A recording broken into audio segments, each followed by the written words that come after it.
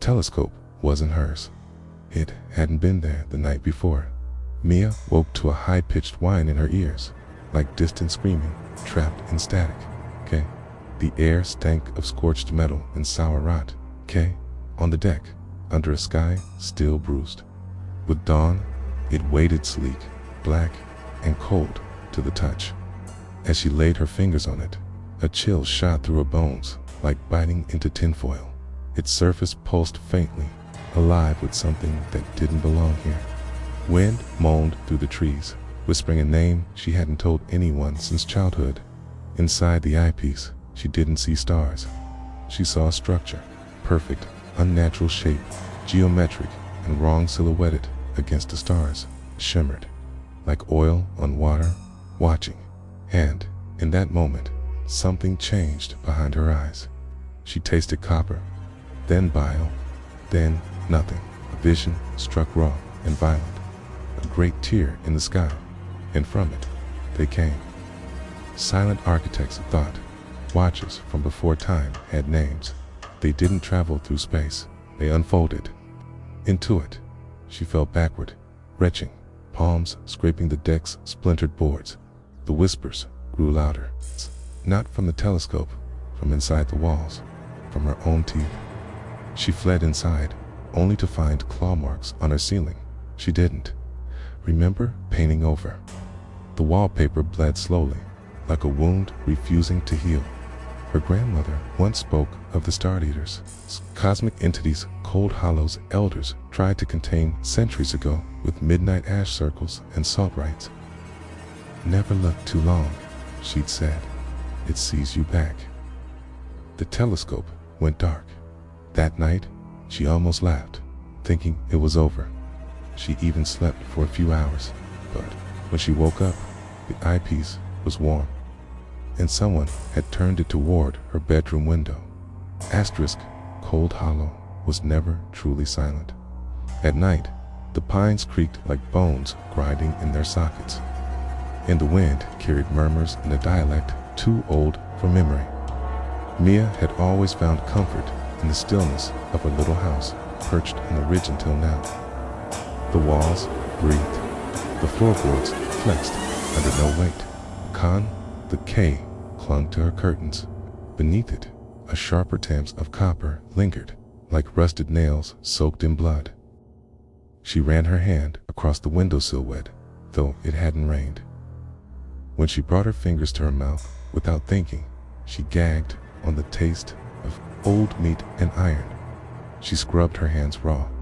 Each night, the telescope hummed, not mechanically, but like a throat preparing to speak. She avoided it, telling herself the vision was a dream, that it wasn't real. But the pressure behind her eyes grew unbearable, like something swelling inside her skull. Then came the voices, first muffled like hearing arguments through a wall, then clearer, always speaking to her, never in a language she could understand. Yet she felt what they meant. Obey, watch, open. The townspeople wouldn't help.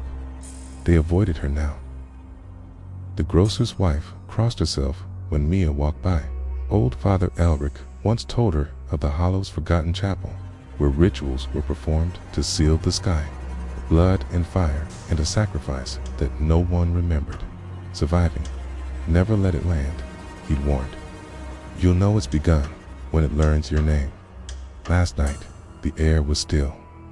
Nothing whispered, no movement. She hoped it had passed. Then, at 3:12 a.m., every cabinet in her kitchen slammed open at once. Inside each was a single word scrawled in ash, Mia, and outside, the stars had begun to move. Asterisk, it started small. The bathroom mirror would fog without steam. Shadows would stretch longer than the objects casting them. Her phone glitched at 3:12 a.m. sharp every night, displaying static-drenched images of her sleeping, taken from impossible angles.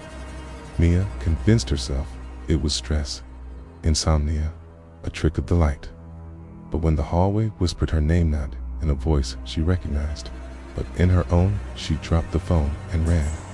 Her skin buzzed like static, her tongue tasted like bile and rusted coins, and her heart thudded with a rhythm that didn't feel entirely hers.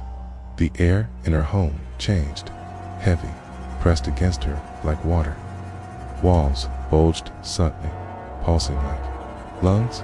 Mold grew overnight in geometric shapes. In the living room, the wallpaper peeled back in long strips, revealing symbols carved into the plaster, charcoal black spirals and claw-like glyphs.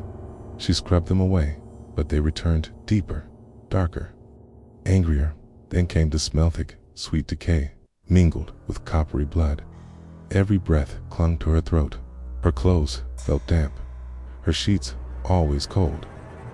She tried burning sage, drawing salt lines. Nothing held.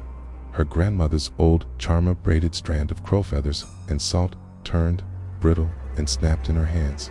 In the attic, she found it, a leather-bound journal, half burned, its last pages scrawled in panicked ink. A boy named Thomas had seen it too in 1963. It waits in the sky, but it's not from here. It unfolds through watches. The glass is a gate. Don't watch, don't let it in. His last entry, it knows my thoughts. It's learning to speak in my voice.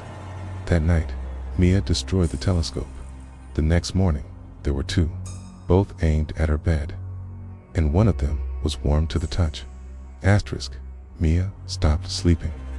Every time she closed her eyes, it showed her something new, twisting corridors of bone, skies that bled backward, and a tower of meat built from screaming mouths. Each vision was more vivid, more real. She tasted ash when she woke, sometimes copper, sometimes blood. Her tongue once split open in her sleep, and when she looked in the mirror, the reflection smirked half a second too long. That night, she began recording everything. She returned to the old church on the hill, abandoned since a fire in 1978. Locals whispered it had been cursed, burned from the inside by something that got loose during worship. Charred hymnals lined the pews.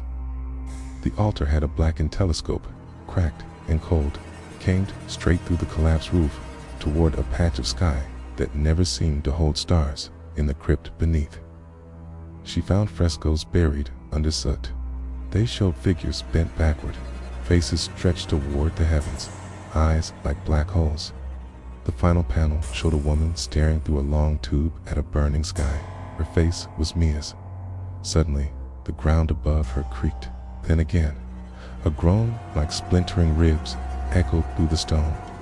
The air soured heavy with wet decay and iron. Whispers swarmed her, crawling under her skin. She fled the crypt, lungs filled with the taste of bile. When she emerged into the daylight, everything was still. No birds, no wind. For a heartbeat, she thought the nightmare had passed. But at home, all her mirrors were missing in their place. Were windows, slick, cold, rimmed in strange metal, and every one showed the same starless sky. No reflection, just black, endless black, and in each, something stirred, watching her blink. One frame behind, asterisk, Mia began talking to it. Not out loud, not. At first, it started with thoughts whispered like prayers. Then, replies began forming in her head.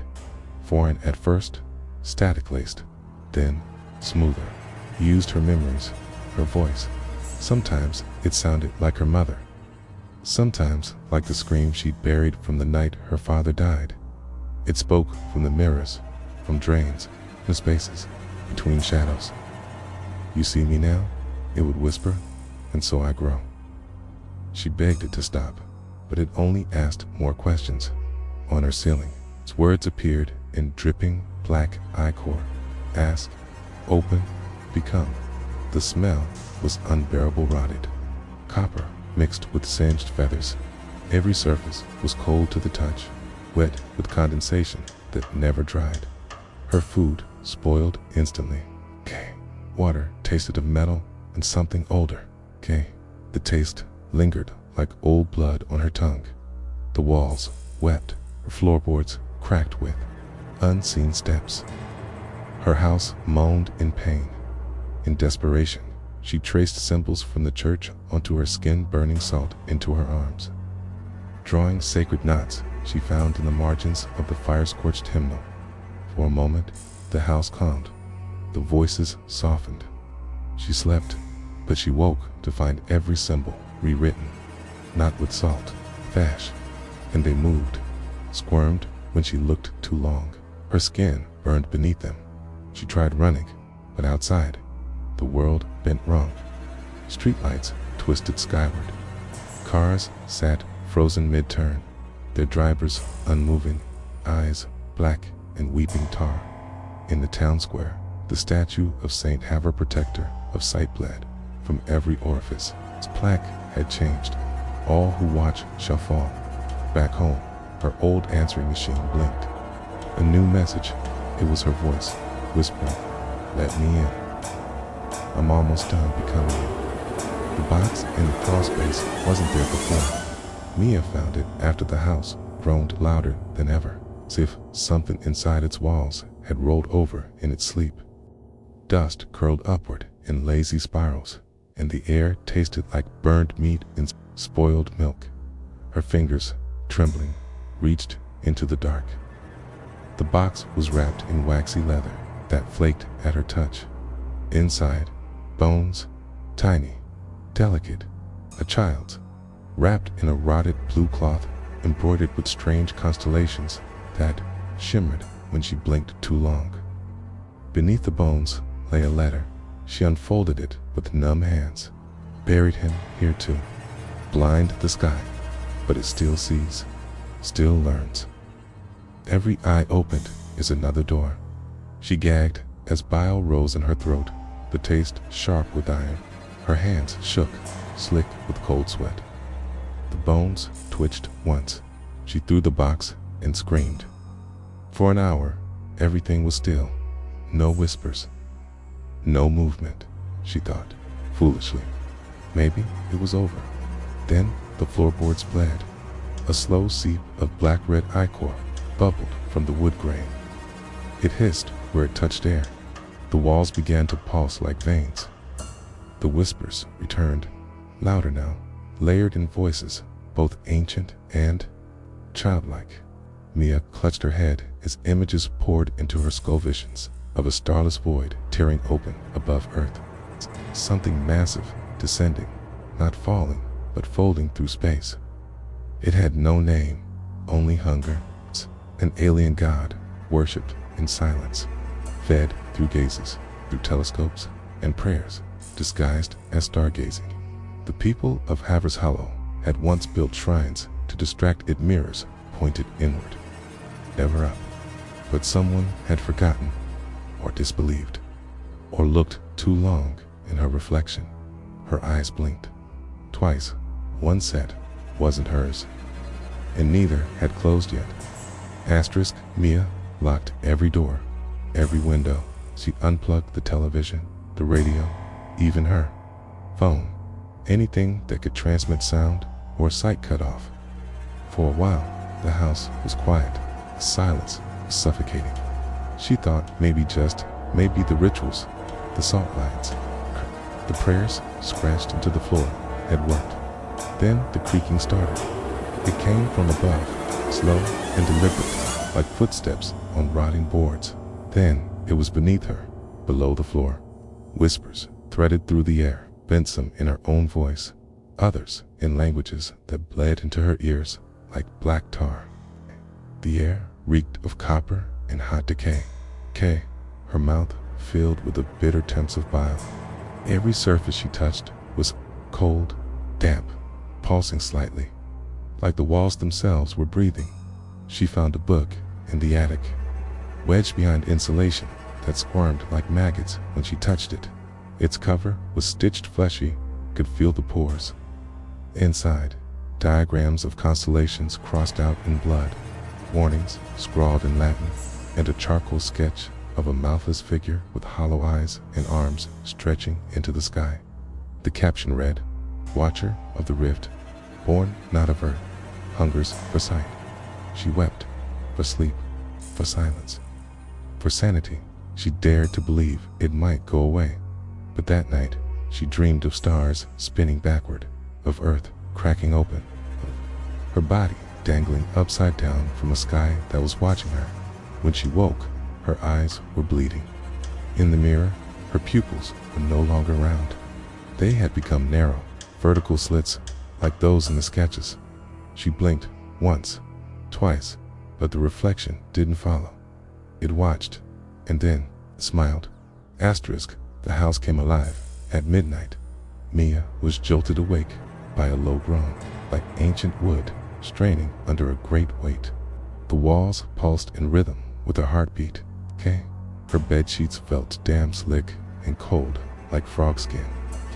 The smell of rust and rotting meat filled her lungs with each breath, making her gag. Coppery tints coated her tongue, thick and metallic, as if she had bitten through her own mouth. She staggered down the hall, barefoot on floorboards that wept blood with every step. Behind her, the wallpaper peeled itself away, revealing symbols etched into the drywall, triangular spirals, and vertical slashes that glowed faintly red. The whispers had changed, no longer pleading, now chanting. She opened the door to the study and screamed. The ceiling was gone. Instead, stars stared down through a void of blackness. Wrong stars, unfamiliar and shifting in unnatural ways. Suspended above her was the Watcher, not fully formed, just a suggestion of limbs, of gaping eyes, of hunger.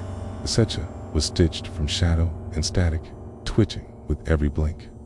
As she watched, the room distorted furniture stretched sideways. Her shadow began to split into more shadows. She fell to her knees, sobbing, begging, praying, then silence. The ceiling returned. The room was whole again. Books sat quietly. A lamp glowed warmly. She laughed through tears. Maybe it was over. Maybe it was a hallucination. But then she noticed the book. It sat open on her desk. Page she hadn't seen before. One that hadn't existed. Her handwriting filled the page. Called it down. I called it here. I wanted to see what they wouldn't show me. She hadn't written that, but she remembered thinking it. And the pen was still warm. Asterisk, Mia's sanity cracked as easily as glass under a boot. She stumbled into the cellar, driven by whispers that grew louder with every step, low voices in dead languages curling into her ears like steam. The air was colder than ice, thick with the stench of decay and burnt hair. Her hands brushed against the stone wall, slick, as if the house itself was sweating something foul. The taste of bile burned her throat. Her vision pulsed.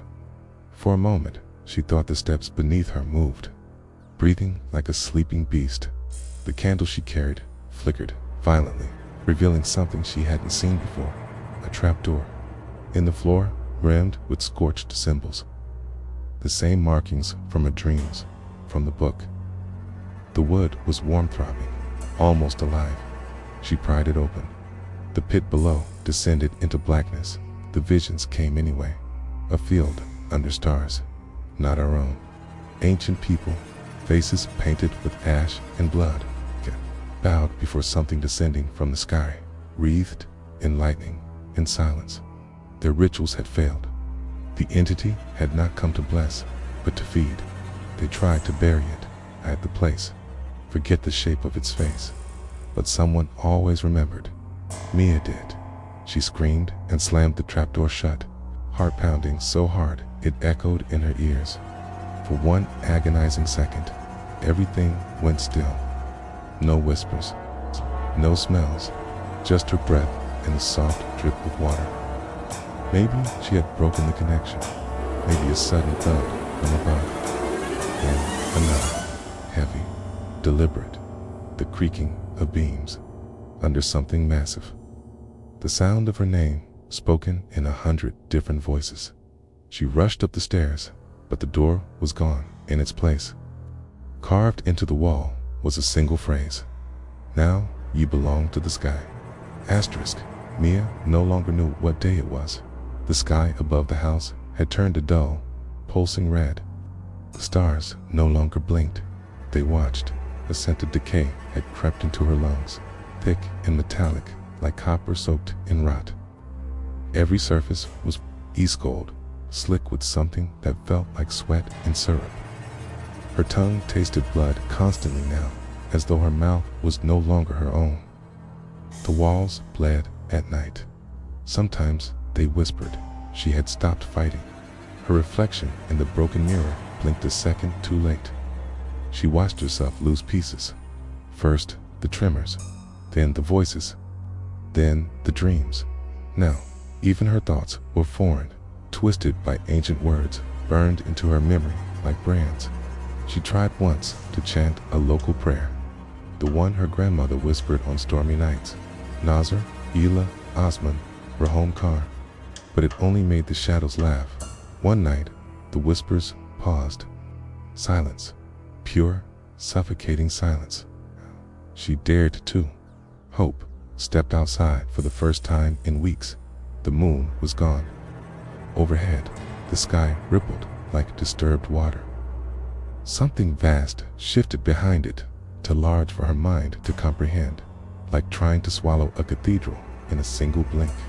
She collapsed, weeping, shaking, vomiting bile onto the grass as the stars rearranged themselves into symbols she couldn't forget.